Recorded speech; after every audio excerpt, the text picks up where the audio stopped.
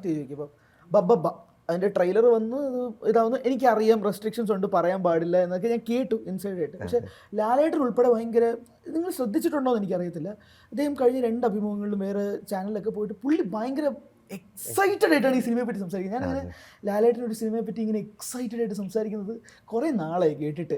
അപ്പോൾ ലാലേട്ടൻ ഇത് പറയുമ്പോഴേക്കും എന്തോ ഒരു സംഭവം ഒളിപ്പിച്ച് വെച്ചിട്ടുണ്ടെന്നുള്ളൊരു സാധനമുണ്ട്. പക്ഷെ ഇങ്ങനെ നോക്കുന്നുണ്ട് എന്തെങ്കിലും എനി ഡീറ്റെയിൽസ് ഇല്ല, എനിക്ക് അതിന്റെ ഡയറക്ടറോട് ചോദിക്കാണ്ട് അതിനെ പറ്റിയിട്ട് ഒന്നും പറയാൻ പറ്റില്ല. അസിസ്റ്റന്റ് അല്ലേ, അത് പറയാൻ പറ്റില്ല. ധനഞ്ജയ് ഡയറക്ടർ അല്ലേ, ഞാൻ അവന്റെ കീഴിൽ ജോലി ചെയ്യല്ലേ ഇതില്.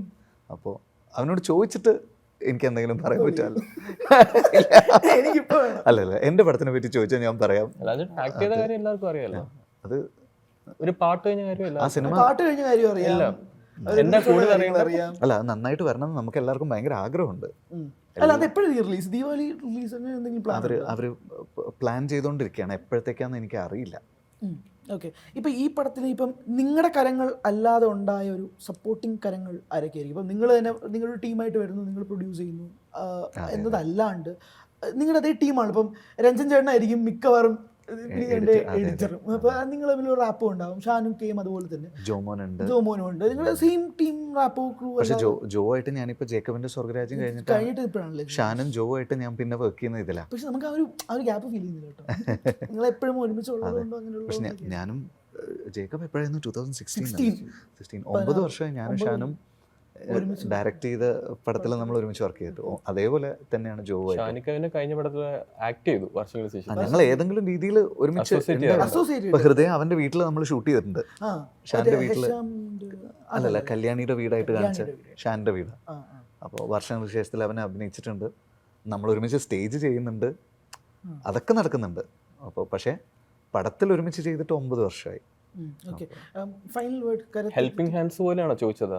ആ ഹെൽപ്പിംഗ് ഹാൻഡ്സ് ആണ് ഈ നമ്മുടെ ഈ ഷൂട്ട് കഴിഞ്ഞിട്ട് നമ്മുടെ വേൾഡ് വൈഡ് ഡിസ്ട്രിബ്യൂട്ടേഴ്സ് ഫാസ് വന്നു, ഇപ്പോൾ സരിഗമ മ്യൂസിക്കിൽ വന്നു, ഇതേപോലെ കല്യാൺ വന്നു. ഇവരൊക്കെയാണ് ആക്ച്വലി ഈ പടം നമ്മൾ തിയേറ്ററിൽ കൊണ്ട് എത്തിക്കാൻ പോണത്. ഇത് പ്ലാൻഡ് ആയിട്ട് ഞാനിപ്പോ മാർക്കറ്റിനെ കുറിച്ച് പ്രൊഡ്യൂസറോട് എന്നാ പിന്നെ സത്യം പറയാം, പ്ലാൻഡ് ആയിരുന്നു. Trailer looks so good. അപ്പം ഭയങ്കരമായിട്ട് സംസാര വിഷയമാണ്. നിങ്ങൾ കമന്റ് സെക്ഷൻ കാണാറുണ്ടോ എന്ന് എനിക്കറിയത്തില്ല. ഇപ്പം വിനീതേണ്ട ഒരു ട്രെയിലർ, ഒരു ത്രില്ലർ പടം 12 വർഷങ്ങൾക്ക് വരുമ്പോൾ ഉണ്ടാകുന്ന ഒരു ഹൈപ്പ് സ്വാഭാവികമായിട്ട് ഉണ്ടാവില്ല. അതും ഈ ഒരു വലിയ ക്യാൻവാസിലും കൂടെ വരുമ്പോഴേക്കും ഉണ്ടാവുന്ന എക്സ്പെക്ടേഷൻ ഹൈ ആണ്. അതൊരു തിരിച്ചടിയായിട്ടൊന്നും നിങ്ങൾക്ക് തോന്നുന്നില്ലല്ലോ? ഇപ്പം പറഞ്ഞ പോലെ വന്നാൽ മതി എന്നുള്ളൊരു കാര്യം. നമുക്ക് ആൾക്കാർ വരണം എന്നുള്ളതാണല്ലോ നമുക്ക് ആദ്യമുള്ള സംഗതി. അപ്പോൾ ഇതിൻ്റെ ട്രെയിലർ കണ്ട ദിവസം തന്നെ നമുക്ക് ആൾക്കാർക്കൊരു, നമ്മൾ അന്ന് വരെ ഒരു സാധനവും വിട്ടിട്ടില്ലല്ലോ. അപ്പോൾ ഈ ട്രെയിലർ ആളുകൾ എങ്ങനെ റിസീവ് ചെയ്യുന്നുള്ളതായിരുന്നു നമ്മുടെ ആദ്യത്തെ ഇത്. അപ്പോൾ അതിന് ഭയങ്കര ഒരു റെസ്പോൺസ് വന്നപ്പോൾ നമുക്ക് സത്യം പറഞ്ഞാൽ സന്തോഷമാണ്. ഭയങ്കര സർപ്രൈസ് എലമെന്റ്സ് വന്നു. നമ്മൾ ഒരു ഫോട്ടോ പോലും ഇടാത്തോണ്ട് ഇത് ഇവരെപ്പോ പോയി ഇത് ഷൂട്ട് ചെയ്തു. ഞങ്ങളെ കാണുന്ന ആൾക്കാർ, നിങ്ങൾ ഇത് എപ്പോഴാണ് ഷൂട്ട് ചെയ്തത്? കഴിഞ്ഞ കൊല്ലല്ലേ വർഷങ്ങൾക്ക് ശേഷം വന്നത്, ഇതിൻ്റെ ഇടയിൽ നിങ്ങൾ പുറത്ത് പോയിട്ട് ഇത് എപ്പോഴാണ് ഷൂട്ട് ചെയ്തത്? ആരും അറിഞ്ഞിട്ടില്ല എന്നുള്ളൊരു സംഗതി. ട്രെയിലറിൽ സെക്കൻഡ് ഫ്രെയിം ആണെന്ന് തോന്നുന്നു. ആ ചേസിംഗ് സീക്വൻസിൽ നിങ്ങൾ അല്ല ഭയങ്കര എക്സ്പെക്ടേഷൻ വേണ്ട, ഇങ്ങനെ പറയുമ്പോൾ എനിക്ക് പേടിയാവുന്നുണ്ട്. ശരിക്കും ടോപ്പ് ചെയ്തു, അതിൽ എക്സ്പെക്ടേഷൻ ടോപ്പ് ചെയ്തു. ഞങ്ങൾ മറിച്ചതാണ് സി ജി. ഒരു ഹാൻഡ് ടു ഹാൻഡ് കോമ്പാറ്റിൽ തീ പിടിച്ചുകൊണ്ടുള്ള ഫൈറ്റ് ഒക്കെ ഉണ്ട്. ആ ഫയറൊക്കെ ഒറിജിനലാണ്.